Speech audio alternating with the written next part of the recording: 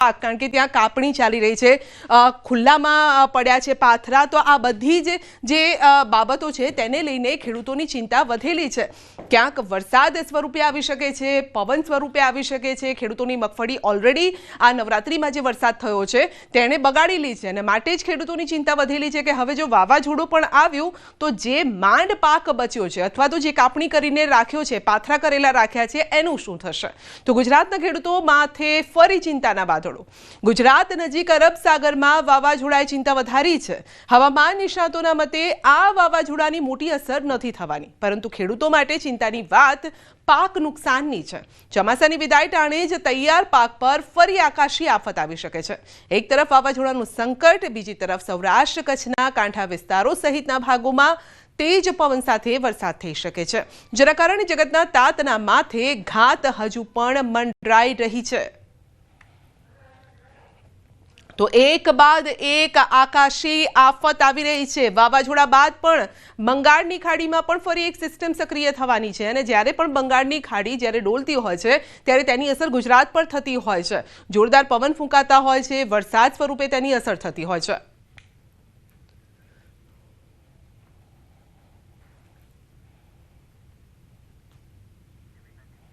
તો શક્તિ વાવાઝોડા અંગે અંબાલાલ પટેલની આગાહી છે। અરબી સમુદ્રમાં સક્રિય વાવાઝોડું વધુ મજબૂત બનશે।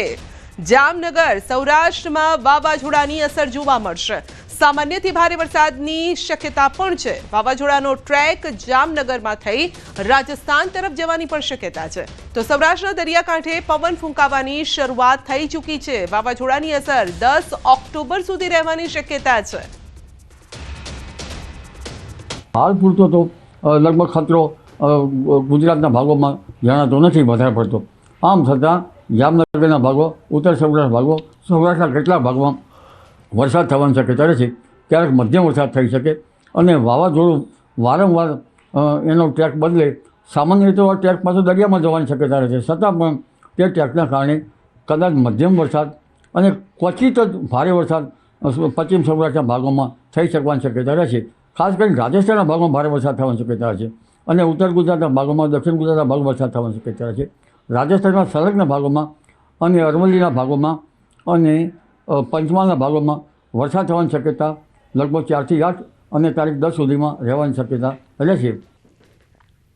तो 4 થી 10 ઓક્ટોબરમાં રાજ્યમાં વરસાદની શક્યતા છે। બંગાળના ઉપસાગરમાં સિસ્ટમ સક્રિય થઈ છે। ઉત્તર અને પૂર્વ ગુજરાતમાં વરસાદની આગાહી છે। ભારે પવન સાથે વરસાદનું અનુમાન છે। બંગાળ ઉપસાગરમાં સિસ્ટમ બની છે, તેના કારણે લગભગ 4 થી 8 અને તારીખ 10 સુધીમાં ગુજરાતના ભિન્ન ભિન્ન ભાગોમાં વરસાદ થવાની શક્યતા છે। પવનનું જોર વધારે રહેશે। તો અંબાલાલ પટેલે માવઠાની પણ કરી છે આગાહી। 18 થી 27 ઓક્ટોબરમાં હવામાનમાં પલટો આવશે। દિવાળીમાં માવઠું થવાની શક્યતા છે। નવેમ્બરની શરૂઆતમાં માવઠાની શક્યતા છે। 18 ઓક્ટોબરથી 27 ઓક્ટોબર વચ્ચે ગુજરાતનું હવામાન પશ્ચિમ પૂર્વ ભારતના હવામાનમાં પલટો આવતો, તેની અસર પશ્ચિમ ભારતમાં થતાં દક્ષિણ પશ્ચિમમાં પુનઃ પાછું દિવાળીની આસપાસ વાદળવાયુ ત્યાંના માવઠું થવાની શક્યતા રહેશે।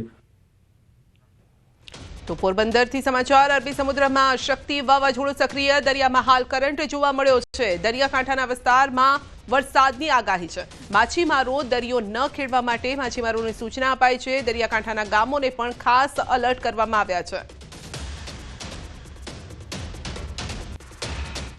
અરબી સમુદ્રમાં જે રીતે શક્તિ નામનું જે વાવાઝોડું હાલમાં સક્રિય છે ને જે રીતે તેની જે ગતિ છે તે ગતિ હાલ તો ઓમાન તરફ કહી શકાય કે ગલ્ફ તરફ જતું હોય, પરંતુ ક્યાંક ને ક્યાંક ગુજરાત અને એમાં પણ ખાસ કરીને સૌરાષ્ટ્રના જે દરિયાકાંઠાના જે વિસ્તારો જે છે, દ્વારકાથી લઈ અને આમ વેરાવળ સુધી આ જે વાવાઝોડું જે છે તે આ વિસ્તારમાં પણ આવે અને ત્યારબાદ નબળું પડે તેવી જે હવામાન વિભાગની આગાહી છે, તેને પગલે જે વહીવટી તંત્ર છે તે વહીવટી તંત્ર પણ એલર્ટ છે। અને ખાસ કરીને જે પોરબંદરનું જે બંદર છે ત્યાં 3 નંબરનું સિગ્નલ છે તે લગાવવામાં આવ્યું છે અને જે ટોકન જે છે, ખાસ કરીને જે માછીમારો જે ફિશિંગ માટે જતા હોય છે તે માછીમારી માટે જવાના જે ટોકન છે તે ટોકનને પણ બંધ કરી દેવામાં આવ્યા છે। અને જે તમામ જે બોટો જે દરિયામાં જો કોઈ હોય તો તેઓને પરત સલામત સ્થળે અને જે કાંઠે આવી જવા માટેની જે સૂચના છે તે તંત્ર દ્વારા આપવામાં આવી છે. આપ જોઈ શકો છો કે જે બોટો જે છે તે બોટોનો ખડકલો જે છે તે બંદર તરફ થયેલો જોવા મળી રહ્યો છે. અને હાલમાં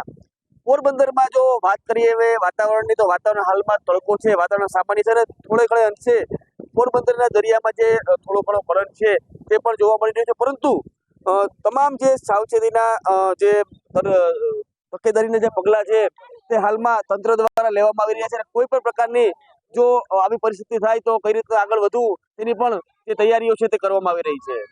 પ્રતિશ સિલુ, ન્યૂઝ 18 ગુજરાતી, પોરબંદર. તો વાવાઝોડું ગંભીર બને તે પહેલા ગુજરાતમાં અસર, સૌરાષ્ટ્ર કચ્છના કાંઠામાં અસર જોવા મળી રહી છે. દ્વારકાના અરબી સમુદ્રમાં કરંટ છે. દરિયામાં જોવા મળ્યા છે ઊંચા મોજા અને દ્વારકા જિલ્લાના તમામ દરિયાઈ વિસ્તાર પર માછીમારી કરતા ભાઈઓને દરિયો ન ખેડવા માટે કડક સૂચના છે. સાથે જ દરિયામાં બોટ સાથે પરત આવી જવા માટે પણ સૂચના અપાઈ છે. તો તંત્ર દ્વારા સાવચેતીના પગલાં લેવાઈ રહ્યા છે અને ખાસ જે દરિયો ખેડતા દરિયાખેડુ ભાઈઓ છે તેમને એલર્ટ કરવામાં આવ્યા છે.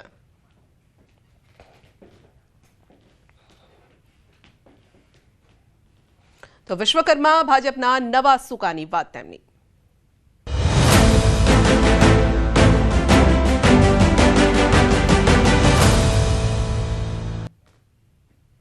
ભાજપના નવા પ્રદેશ અધ્યક્ષ તરીકે જગદીશ વિશ્વકર્માએ પ્રદેશ ભાજપ કાર્યાલય પર પદભાર સંભાળ્યો છે.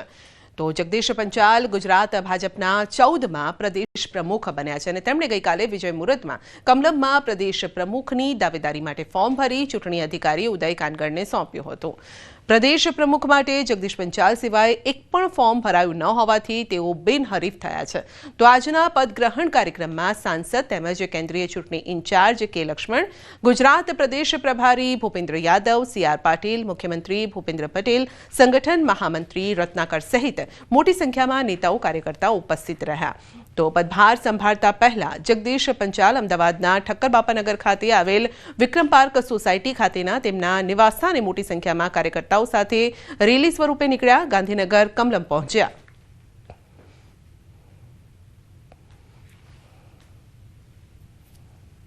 હું સૌ કાર્યકર્તાઓને ફરીથી વિનંતી કરું છું કે છેલ્લા 25 વર્ષથી ગુજરાતની જનતાએ ભારતીય જનતા પાર્ટી પર જે ભરોસો મૂક્યો છે, જેથી આપણા સૌની જવાબદારી મિત્રો સવિશેષ વધી જાય છે. અને ત્યારે આપણે ભાજપના કાર્યકર્તા તરીકે આશાઓ અપેક્ષાઓને પરિપૂર્ણ કરવા ખરા ઉતરીએ. પક્ષ પ્રત્યેની આપણી નિષ્ઠા મિત્રો જણાશે. પુનઃ સૌ રાષ્ટ્રીય નેતૃત્વ, શીર્ષક નેતૃત્વ, મોવડી મંડળ, સૌ કાર્યકર્તાઓને નતમસ્તક વંદન કરું છું. ભારત માતા કી જય. ભારત. બનાસકાંઠાના ભીલડી નેશનલ હાઈવે પર દોડતી ઘોડીના અકસ્માતનો લાઈવ વિડીયો સામે આવ્યો છે અને આ વિડીયો મીડિયામાં વાયરલ થઈ રહ્યો છે. દશેરા નિમિત્તે શસ્ત્ર પૂજન અને અશ્વ દોડ કાર્યક્રમ મુડેઠા ગામે યોજાયો હતો. એક અશ્વ તેના અસવાર પાસેથી વિખૂટો થઈ અને હાઈવે રોડ પર દોડવા લાગ્યો હતો, જેમાં કોઈ વાહન ચાલકોએ દોડતા અશ્વનો આ વિડીયો પણ કેપ્ચર કર્યો છે ને જેમાં સતત 1 મિનિટ સુધી અશ્વ દોડતો જોવા મળે છે. દોડતા અચાનક જ અશ્વ એક વાહનને અથડાઈ જાય છે અને ત્યારબાદ તેનું મોત થાય છે. તો દોડતો અશ્વ વાહનને અથડાતા વાહનને પણ નુકસાન થયું છે. સમગ્ર ઘટનાનો વિડીયો સોશિયલ મીડિયામાં વાયરલ થયો છે અને ચર્ચાનો વિષય બન્યો છે. વધુ અપડેટ મેળવીશું સંવાદદાતા કિશોર પાસેથી. જી કિશોર, અશ્વ દોડતો દેખાય છે પરંતુ ત્યારબાદ વાહન સાથે અથડાતા તેનું મોત. ચોક્કસ સંધ્યા, આજે વિડીયો વાયરલ થઈ રહ્યો છે તે ડીસા તાલુકાના ભીલડી નેશનલ હાઈવે પરનો છે. દસરાવાના દિવસે જ્યારે શસ્ત્ર પૂજન અને અશ્વ દોડનો કાર્યક્રમ મુડેઠા ખાતે યોજવામાં આવ્યો હતો ત્યારે એક અશ્વ તેના અશ્વ પાસેથી વિખૂટો પડીને હાઈવે પર રોંગ સાઈડ દોડવા લાગ્યો હતો અને કદાચ 1 મિનિટ સુધી આ દોડે છે અને તે એક વાહન સાથે અથડાય છે અને અથડાતાની સાથે જ આ અશ્વનું મોત નીપજે છે. મહત્વની વાત તો એ છે કે જ્યારે આ અશ્વ જે છે તે અશ્વ સવાર પાસેથી વિખૂટો પડ્યો હતો ત્યારે કોઈ મોટી દુર્ઘટના પણ સર્જાઈ શકતી હતી, પરંતુ સદનસીબે એક છકડા સાથે અથડાય છે અને અશ્વનું મોત થાય છે અને તેમાં કોઈ વ્યક્તિઓ ઘાયલ નથી થતા. અને આ જે અશ્વનું જે મોત થયું છે તેને લઈને સમગ્ર ગામમાં પણ શોકનો માહોલ છે. સદ્યા. જી કિશોર, આપનો આભાર.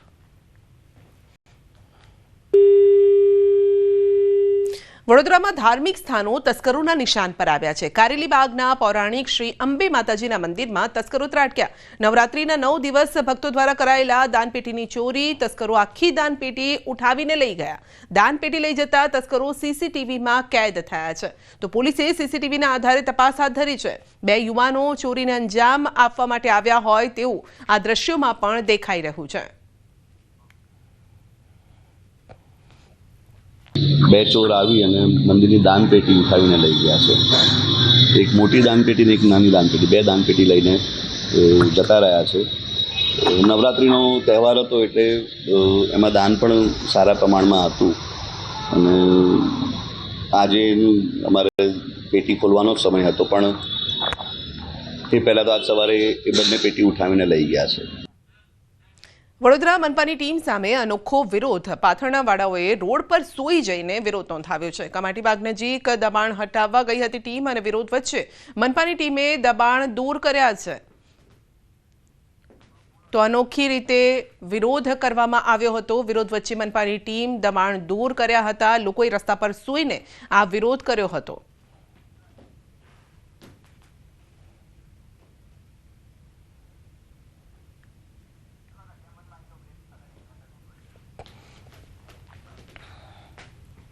જૂનાગઢમાં યજ્ઞ સમયે આવી પહોંચ્યા સિંહ। પાદરિયા ગામની ગૌશાળા નજીકની આ ઘટના છે। વિજયાદશમી નિમિત્તે ચાલતો હતો યજ્ઞ અને યજ્ઞ નજીક મંત્રોચ્ચાર સાંભળીને આ સિંહ પણ ત્યાં બેસી રહ્યા। યજ્ઞ પૂરો થયો ત્યાં સુધી સિંહ ત્યાં બેસા રહ્યા, તો વિડીયો સોશિયલ મીડિયામાં વાયરલ થઈ રહ્યો છે અને જેમાં જોવા પણ મળી રહ્યું છે કે ભૂદેવો યજ્ઞ કરી રહ્યા છે, આહુતિ આપી રહ્યા છે અને તે સમયે 2 થી 3 જેટલા સિંહ જોવા મળી રહ્યા છે। 3 જેટલા સિંહ છે કે જેઓ આ મંત્રોચ્ચાર સાંભળી રહ્યા છે, તો યજ્ઞ સમયે આ સિંહ ત્યાં આવી પહોંચ્યા હતા। તેમની હાજરીને લઈને પણ લોકોમાં એક કુતૂહલ પણ છે અને લોકો પણ કહી રહ્યા છે કે જ્યાં માતાની ઉપાસના થતી હોય ત્યાં તેમના વાહન પણ હાજર રહેતા હોય છે અને તેઓ પણ જાણે કે માતાની સ્તુતિ કરવા માટે આવ્યા હોય અને તેઓ પણ માતાનું નામ ભજવા માટે આવ્યા હોય તેવું લાગી રહ્યું છે।